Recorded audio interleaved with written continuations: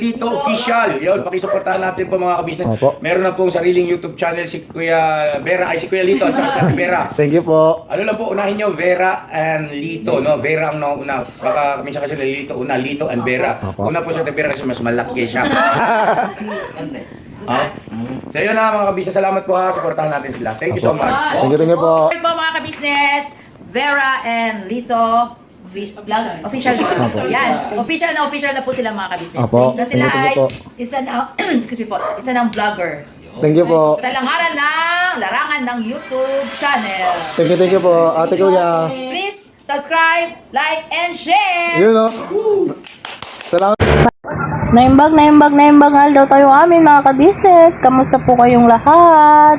Sana po nasa mabuti kayong kalagayan mga kabisnes at saan man panig kayong mundo naroon mga kabisnes ay mag-iingat po kayo.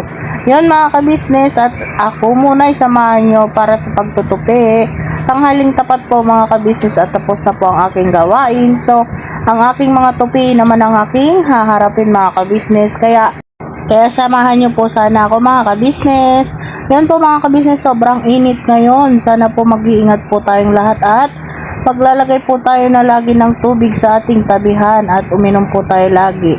Sobrang init po mga kabisnes namin na mahal. Kita nyo po ba yung sa likod ko sa background? Grabe init sa labas mga kabisnes. Kaya kung maaari mga kabisnes na hindi naman tayo lalabas, wag na muna po tayong lumabas para makaiwas din po tayo sa stroke or ano pa man mga kabisnes namin na mahal. Dahil mahirap po pagka kunwari may mga sakit po sa puso, may high blood or may migraine, mahirap po pagka nasa mainit po tayo at tayo talaga ay susumpungin ng mga nakaramdaman natin mga kabisnes. So mag-iingat po tayong lahat at mag-pray lang po tayo sa mga kabisnes. So, balikan po natin ang aking ginagawa mga kabisnes. Dito ko na po pala tinupi mga kabisnes sa labas din para pagpasok ko ay ilalagay ko na lang sa mga cabinet nila mga kabisnes. So, yan po, nagmamadali po ako at mainit po dyan sa pinestuhan ko mga kabisnes namin na mahal. Kakatapos ko lang po kasing magwalis dyan at magligpit-ligpit mga kabisnes. Nakita ko po tuyo ng aking mga nalabhan ay magtutupi naman po ako para lahat po ay malinis na dyan. Pati po yung aking mga sinampay ay maitabi ko na rin po at mailagay sa mga cabinet nila ate at kuya. So yan mga kabisnes.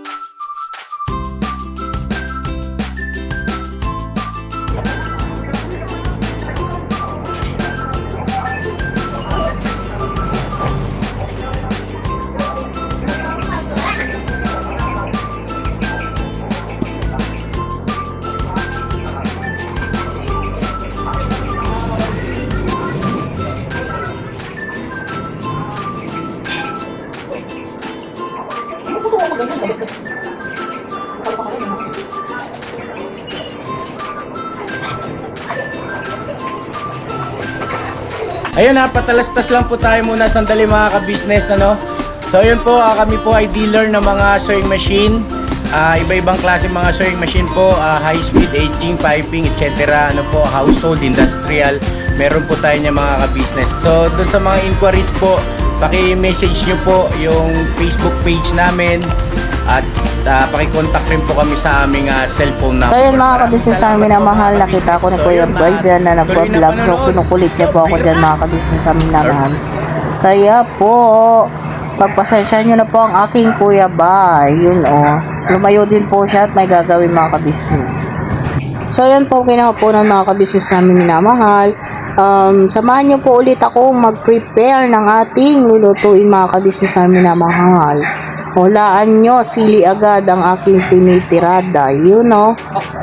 So yan mga kabisnes namin minamahal, kaway-kaway po sa mga mahihilig nating mga kabisnes dyan, mahihilig sa maanghang. So yun unang-una pong ginawa ko ay in-slice ko ay siling labuyo. At sumunod po mga kabisnes ay yung siling green or tawagin nating siling pangsigang. So yun, no, nauulaan nyo na po ba mga ka-business namin minamahal kung anong lulutuin natin ngayon? Siyempre mga ka-business namin minamahal, magbibigay ako ng clue. Maraming may paborito neto, may hilig sa maanghang, at saka paborito po ng mga namimiss ng mga taga-ibang bansa. Yun, no? Kasi madalang lang meron doon yan. Tsaka mahal kung sakaling meron man. So yun, no, mga kabisnes namin na mahal, hula-hula na tayo, charot. Sige po mga kabisnes, pwede nyo pong i-comment kung ano yung naiisip nyo na menu ko for today's video. Kaya po pala ako nawala dyan mga kabisnes namin na mahal, hinugasan ko lang po pala yung ating sibuyas at yung luya mga kabisnes namin na mahal bago ko gayatin para hindi naman po madumi. So yun mga kabisnes, napapansin nyo po ang aking luya, hindi ko na po yan binabalatan mga kabisnes namin na mahal. Gagayatin ko lang pong ganyan, pero hugasan po nating maayos mga kabisnes. Kuskusin nating maayos para matanggal-tanggal yung kanyang lupa-lupa. So yan mga kabisnes, inuna ko po pala ang bawang. Ganyan po yung ginagawa kong technique mga kabisnes para hindi mahirap balatan. Pipit-pitin ko muna lahat tapos sabay balatan. Saglit na lang pong balatan kung napit-pit po muna kasi siya ang una. So yan mga kabisnes namin na mahal. Samahan nyo po talaga akong mag-prepare at alam ko po may mga nakakahula na siguro kung anong aking iluluto for today's video. Pagkatapos naman po ng bawang mga kabisnes ay susunod na po agad natin itong luya para po makapagluto na tayo mga kabisnes namin na mahal. So ganyan lang po ang ginagawa ko sa aking luya. Hindi ko na po talaga siya binabalatan mga kabisnes kasi para sa akin mas siya kung kasama yung balat, mas maaroma. Ganun mga kabisnes. Pero hugasan po nating maayos mga kabisnes kasi sa lupa nga yan binubungkal para makuha po yung ating luya. Para naman po malinis pa rin ang ating lulutuin at uulamin kahit hindi po tayo nagbabalat ng luya mga kabisnes. So yan po, tapos na po tayo. Prepare naman po tayo ng ating yung iluluto. Ilalagay ko na po sa strainer at hugasan ko po yun mamaya. Kahit po nakadry po siya, hugasan pa rin po natin. Syempre, hindi natin alam baka nahulog-hulog po siya sa lupa. So, yan mga kabisnes, yan ang aking lulutuin. Maglalaing po tayo for today's video. So, yan mga kabisnes namin na mahal. Ang laing po na to ay version lang ni Vera mga kabisnes. Kasi marami pong magagaling magluto ng laing. So, kung may maibibigay po kayong extra tip mga kabisnes para po matuto pa tayo, ay baka pwede nyo pong turuan si Vera mga kabisnes namin na mahal. Free to comment po. Open po ang ating comment section. So ayun mga kabisnes namin na mahal, gusto ko lang din po palang mag-thank you kay Ma'am Erlinda. Erlinda po na taga Hong Kong mga kabisnes namin na mahal. Siya po yung nagdala po ng laing dito sa bahay ng KBF mga kabisnes. Siya po sana yung magluluto neto mga kabisnes namin na mahal dito, kaso wala na pong time kasi may pupuntahan pa po sila. So, iniwan na lang po at ako na lang daw po ang magluto mga kabisnes namin na mahal. At gusto ko lang din po palang linawin mga kabisnes namin na mahal na siya po si Ma'am Erlinda na taga Hong Kong ay magkaiba po sila ni Ma'am Erlinda Vlogs. So, yun mga kabisnes. May nabasa po pa kasi kaming comment na ang alam po nila na si Ma'am Erlinda na taga Hong Kong at si Ma'am Erlinda Vlogs ay iisa. Hindi po mga kabisnes namin minamahal. Si Ma'am Erlinda po na taga Hong Kong ay siya yung nung isang araw lang ay nandito mga kabisnes namin minamahal. Yung pumunta po dito sa kabisnes house, yung solid subscriber po. At si Ma'am Erlinda Vlogs naman po ay yung pumunta na rin po dito mga kabisnes namin minamahal, yung Ilocana po na kung hindi ako nagkakamali, US po yata siya nandoon. So, yan mga kabisnes, magkaiba po sila mga kabisnes namin na mahal. Si Ma'am Erlinda Vlogs po, siya yung may mga dala ring mga ano noon mga ka-business, yung mga nag-sponsor din kay Boss Waki at saka sa ka-business official mga ka-business namin minamahal. So, iklinaro ko lang po mga ka-business namin minamahal kasi doon po sa vlogs po ng ka-business official noong bumisita po dito si Ma'am Erlinda na taga Hong Kong ay ang akala po ng mga ka-business natin ay siya po si Ma'am Erlinda Vlogs. Hindi po mga ka-business namin minamahal. Magkaiba po sila mga ka-business. So yun po, sana po malinaw po sa ating lahat mga ka-business. Balik po tayo sa pagluluto natin mga ka-business. Nagprito po muna ako ng tinapa mga ka-business namin minamahal na na hihimayin ko. So dyan na rin po ako naggisa mga ka-business namin minamahal para yung lasa at amoy ng tinapa ay may rin po sa ating lulutuin kasi masarap po yan kung may lasang tinapa po siya mga ka-business. So hindi na po ako nagbawas ng mantika kasi konti lang naman po yun. Dyan ko na rin po ginisa. Yan, naggisa po ako ng sibuyas, bawang, luya mga ka-business namin minamahal. Pinagsabay-sabay ko na po para sabay-sabay pong lumabas ang mga aroma mga ka-business namin minamahal. So yun po mga ka-business namin minamahal, samahan niyo po ako sa pagluluto at sana po wag sana kayong mainip at sana may matutunan ng mga gustong matuto magluto mga ka-business. Kahit simpleng luto lang po ang aking mga naluluto dito mga ka-business namin minamahal. So yun mga ka-business namin minamahal, naglagay na rin po pala ako ng tinapa flakes mga ka-business yung ginawa ko po. At mekos-mekos lang po natin mga ka-business namin minamahal. So yun po, pag okay na po ay lalagay na po natin yung gata. So yun po, ganyan lang po ang ating simpleng pagluluto. At sana po mga ka-business ay samahan nyo ko.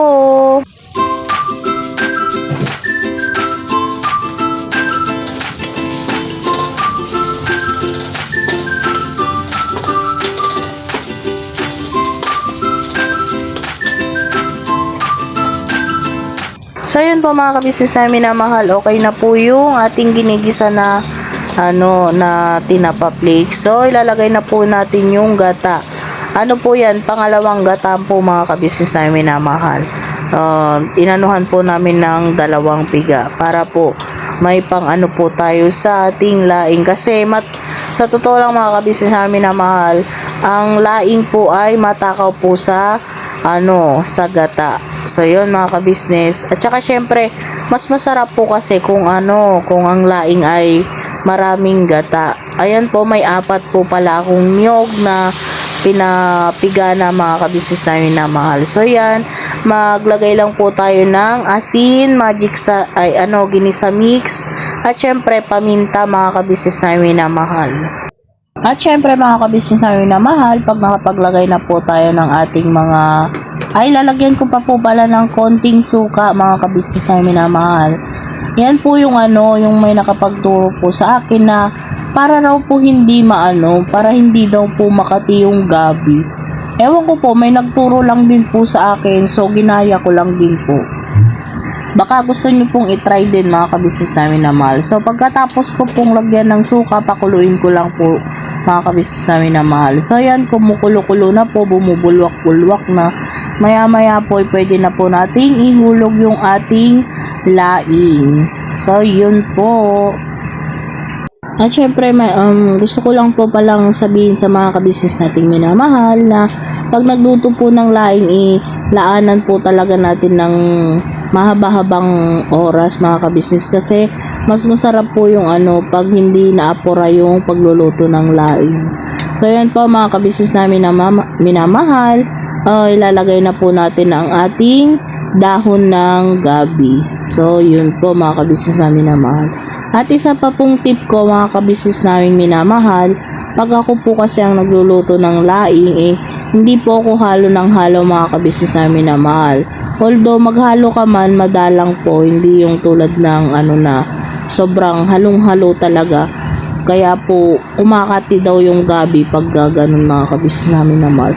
Ewan ko po, yun lang din naman po ang turo sa akin. Kaya hindi naman po masama kung susundin, di ba po mga kabisnes namin na mahal. Kayo po mga kabisnes, anong ginagawa nyo para ang inyong laing or gabi ay hindi po makati pag niluluto nyo po mga kabisnes? Baka pwede pong maglambing mga kabisnes namin minamahal, baka pwede pong i-share nyo naman sa akin. So advance po, advance thank you po, thank you very much sa mga nagtuturo pa po sa akin mga kabisnes namin na mahal. Sa totoo lang po kasi, padalang po kasi ang makapagluto ng laing kasi karamihan ay makati po talaga mga kabisnes namin na mahal. So yan po, siguro po naghalo po ako dyan. Mula po paglagay ko po ng laing kanina mga kabisnes, pangalawang halo ko pa lang po ngayon. So mga kabisnes namin na mahal. Sa mahina apoy lang po yan mga kabisnes namin na mahal, at nasa kulang-kulang 1 oras ko na po yan niluluto mga kabisnes. So yun po, ganyan po ako magluto ng laing. So yun po mga kabisnes namin na mahal, durog na po yung ating dahon ng gabi mga kabisnes. Nalagay na rin po natin yung mga siling green na mahaba, buo po, at may nagayat din po.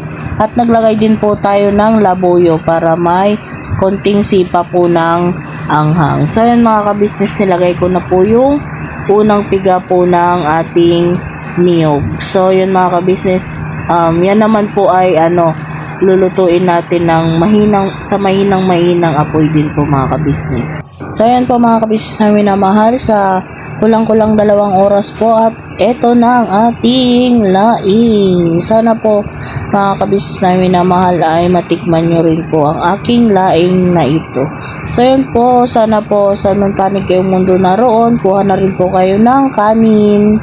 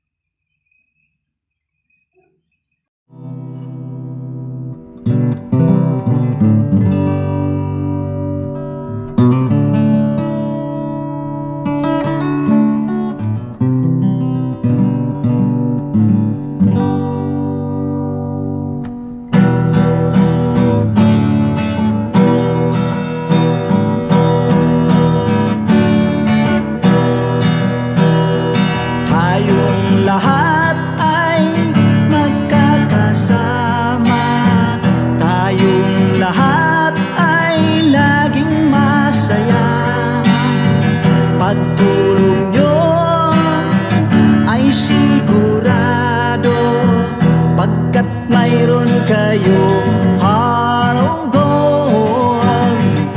Mahal namin kayo, mahal namin kayo. Pinunukan my heart of gold. Mahal namin kayo, mahal namin kayo. Minahal kayo ng mga tao kahit sang panig nitong mundo, pagkat mayroon kayong heart of gold. Mahal namin kayo, mahal namin kayo. Keep it for a heart of gold.